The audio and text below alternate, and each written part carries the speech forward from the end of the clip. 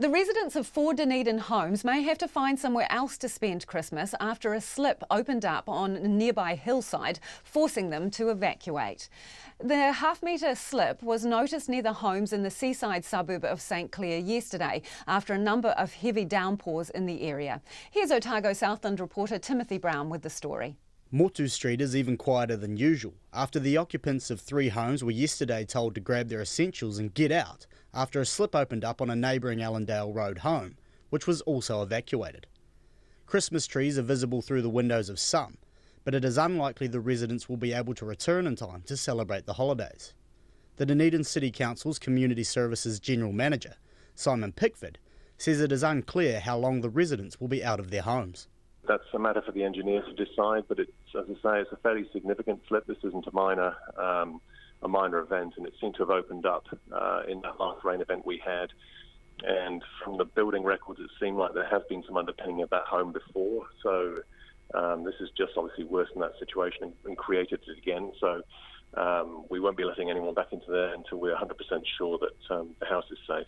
Mr Pickford says the council is offering any support they can to the occupants of the homes. It's obviously very distressing, and we're working with all the parties as quickly as we can, but acknowledging that it may take some time. The council was alerted to the slip by EQC yesterday morning. The slip's quite significant. It's a half-a metre crack that's opened up at the back of the house at the top of the hill, and obviously straight away they knew there was going to be an issue, so that's why in terms of safety it was important that we got those people out of their homes. As unfortunate as it is and as disruptive as it is, it's safety first. He says engineers have been at the site today, but it's still no clearer when it will be safe for residents to return.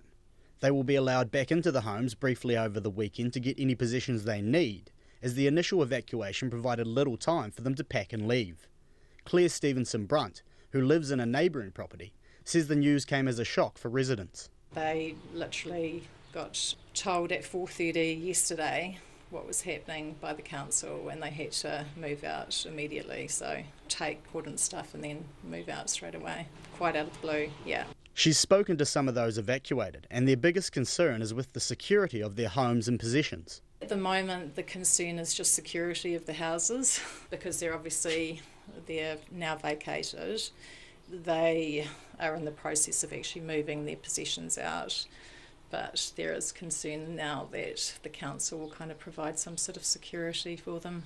EQC's Head of Response and Recovery, Robin Nation, says 2 claims have been received so far regarding the slip. An Insurance Council spokesperson says private insurers will only become involved if the houses are damaged. In Dunedin, for Checkpoint, Timothy Brown.